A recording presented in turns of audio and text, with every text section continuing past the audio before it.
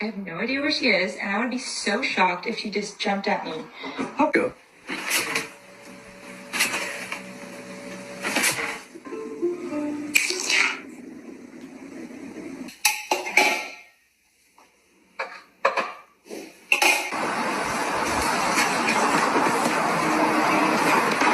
Gemush. Hindi ko kumud banget eh.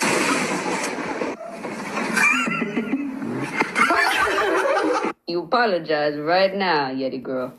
Ah!